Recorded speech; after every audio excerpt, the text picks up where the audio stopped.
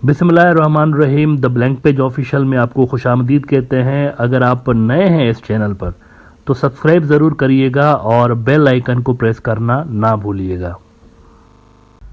Nadreen, America और China की cold war जैसे जैसे इंटेंस होती जा रही है, इसके अंदर शिद्दत आती जा रही है, वैसे वैसे दुनिया के अंदर बहुत बड़े बड़े वाक़यात रोनमा हो रहे हैं।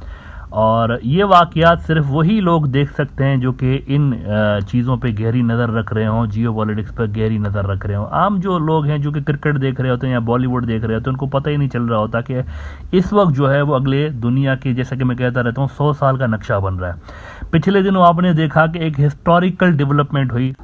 सऊदी अरब और ईरान ने ना सिर्फ अपने रिलेशंस जो कि इतने डेकेड्स से लेके ख़राब थे वो नॉर्मलाइज कर दिए हैं, बल्कि अरब ईरान समिट भी आपको आने वाले दिनों में होती हुई नजर आएगी और वो बीजिंग के अंदर होगी, इसी साल होगी। अरब ईरान मेनली जीसीसी के ममालिक के साथ इनकी जो पावरफुल अरब मुल्क हैं उनके साथ इनकी मीटिंग्स होंगी। और ये भी बड़ी खबर आ रही है कि सऊदी ये भी कंसीडर कर रहा है कि ईरान के अंदर इन्वेस्टमेंट करे। ये भी आपको आने वाले दिनों में जो है वो खबर सुनने को मिल सकती है। तो बहुत बड़े बड़े वाक़यात हो रहे हैं जो कि दुनिया के यूँ समझें कि इस कोल्ड वार के अंदर नई सिर्फ बंदियाँ, जो मैं कहता हूँ कि कौन कहाँ खड़ा होगा, ये इस वक्त डिसाइड हो रहा है।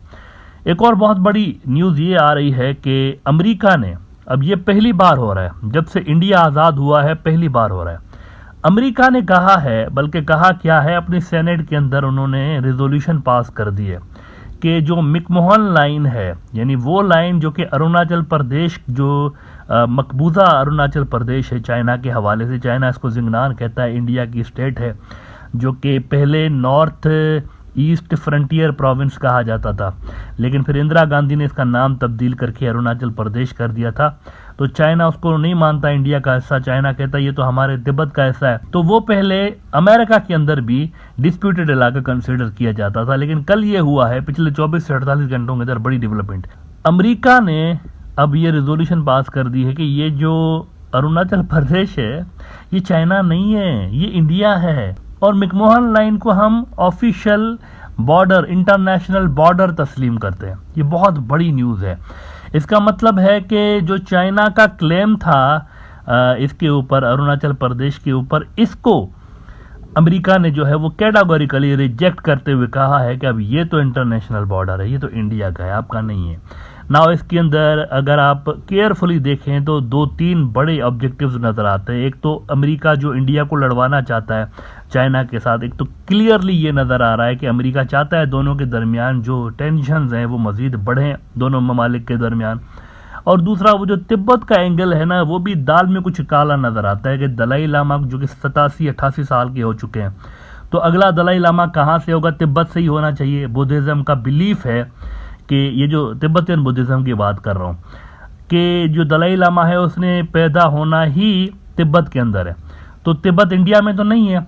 तो इसका मतलब है अगला जो भी दलाई लामा होगा वो चाइना के अप्रूवल के बाद ही आएगा, जाहिर सी बात है, उधर पैदा होगा तो उन्हीं के अप्रूवल से होगा ना।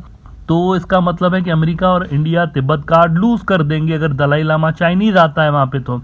लेकिन फिर यहाँ पे अगर वो कहते हैं अरुणाचल प्रदेश इंडिया है, तो अरुणाचल प्रदेश के अंदर छठा दलाई लामा पहले पैदा हो चुका है, 2-3 सदियां पहले छठा दलाई लामा पैदा हुआ था यहाँ पे। इसका मतलब है कि हो सकता है इंडिया का ये प्लान हो कि आगे चल के हमने अरुणाचल प्रदेश से नया दलाई लामा निकालना है, हो सकता है ये, इट इज़ क्वाइट पॉसिबल। इसीलिए शायद वो यहाँ पर इंडिया के लिए कह रहे हैं कि अरुणाचल प्रदेश इंडिया का है। प्रोबेबली वो तवांग के अंदर से निकालना चाह रहे हो अगला दलाई लामा, क्योंकि तवांग जो है अरुणाचल प्रदेश का हिस्सा है, और जो छठा दलाई लामा पैदा हुआ था ना, ये मौजूदा जो दलाई लामा है ये 14th दलाई लामा है, तो वो जो छठा दलाई लामा पैदा हुआ था वो तवांग में पैदा हुआ था, अरुणाचल प्रदेश के तवांग में।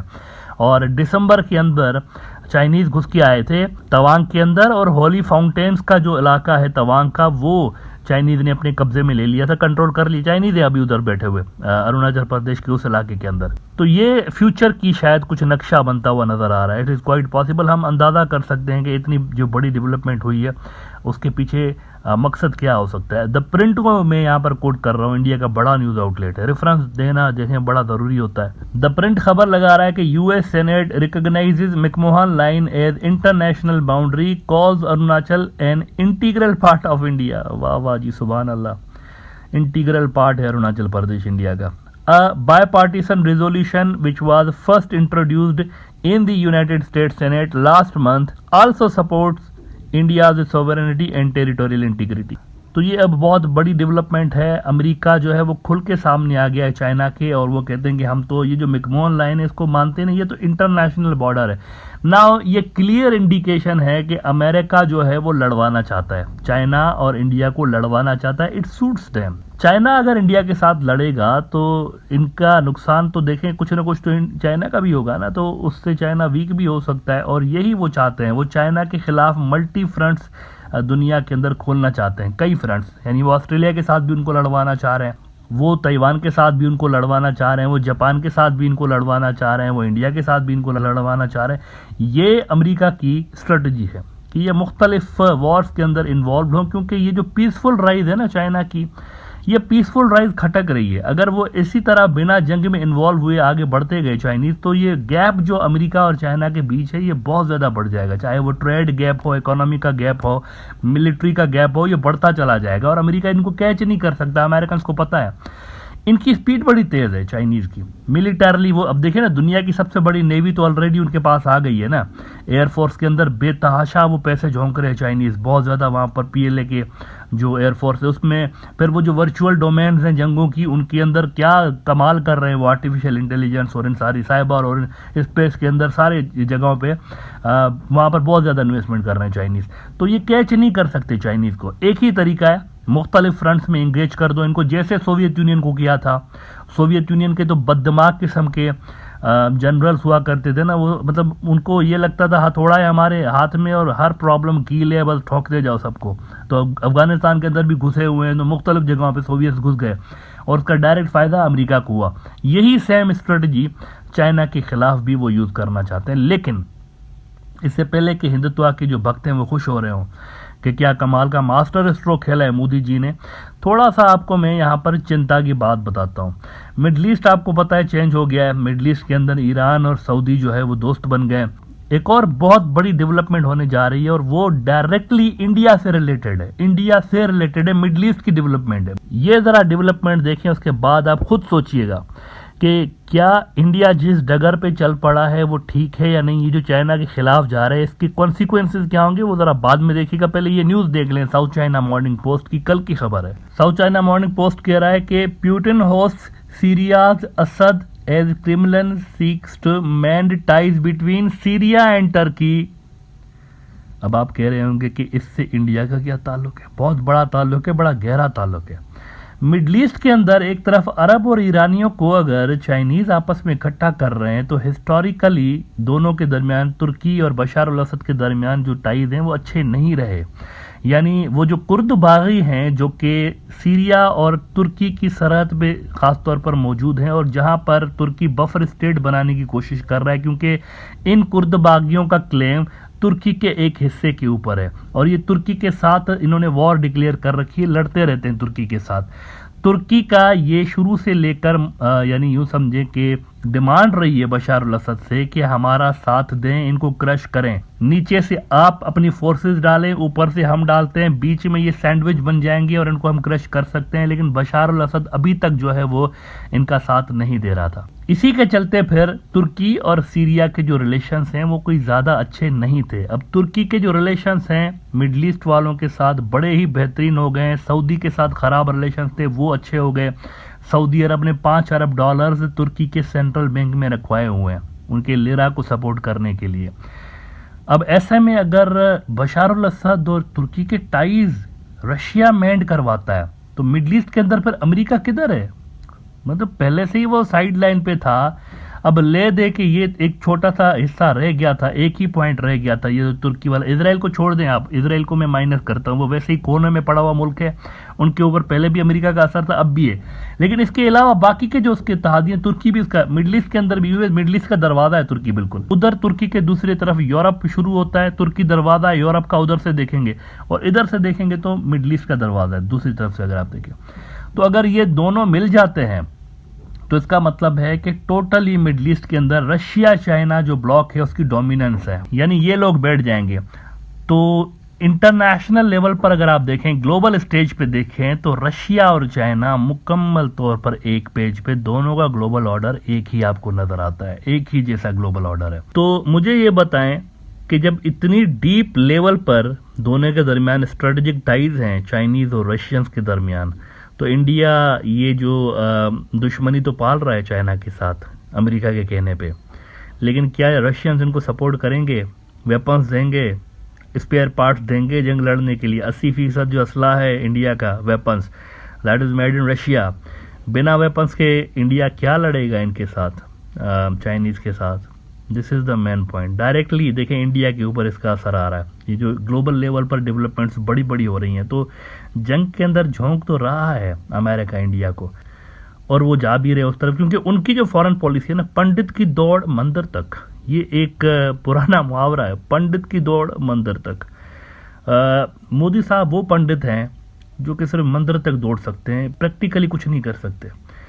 अब ये जो पॉलिसीज बना रहे हैं ना, इनकी यही होती है कि मेरे जो हिंदुत्व के भक्त हैं वो मुझे वाह करेंगे या नहीं करेंगे, इनकी सिर्फ इतनी सी पॉलिसी। मिडल ईस्ट की पॉलिसी इन्होंने इजराइल की, अरब इजराइल बैलेंस था कांग्रेस के दौर में, इन्होंने बैलेंस हिला दिया।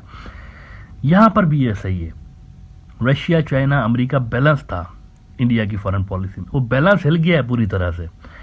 तो ये अगर जाएंगे ना उस तरफ, अमेरिका की तरफ, तो इनका हाल होगा यूक्रेन के जैसा। यूक्रेन मुकम्मल तौर पर अमेरिका पे डिपेंडेंट है। अमेरिका अगर आज अपना असला देना उनको बंद कर दे, आज अगर अमेरिका उनको अपने ये जो देना बंद कर दे वेपन्स और पैसे, तो यूक्रेन क्या लड़ सकता है क्या?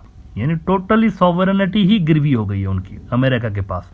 इंडिया नेक्स्ट यूक्रेन बनने की तरफ जा रहा है, क्योंकि फिर वो मुकम्मल तौर पर रशियन वेपन्स नहीं होंगी, उनको चाहिए होगा अमेरिका का पैसा, अमेरिका की एड, अमेरिका की मिलिट्री असिस्टेंस चाइना से लड़ने के लिए।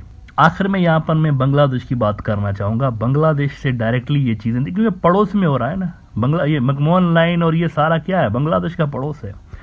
बांग्लादेश को यहाँ पर केयरफुली देखना चाहिए। अमेरिका के प्लान में हो सकता है कि जैसे पोलैंड इस वक्त एक कॉरिडोर का रोल प्ले कर रहा है यूक्रेन वाली जंग के अंदर, वैसे ही मुमकिन है कि बांग्लादेश को भी पोलैंड की तरह एक कॉरिडोर के तौर पर यूज किया जाए, क्योंकि चाइनीज ने तो चिकन नेक पे आना है, उन्होंने आना है, और जब चिकन नेक पे वो आएंगे, पहली फुर्सत में वो आएंगे, जब भी कन्फ्लिक्ट छिड़ेंगे ना इनके, वॉर छिड़ेगी जब भी इंडिया और चाइना की, तो पहली फुर्सत में चाइनीज ने यहाँ आना है चिकन नेक पे।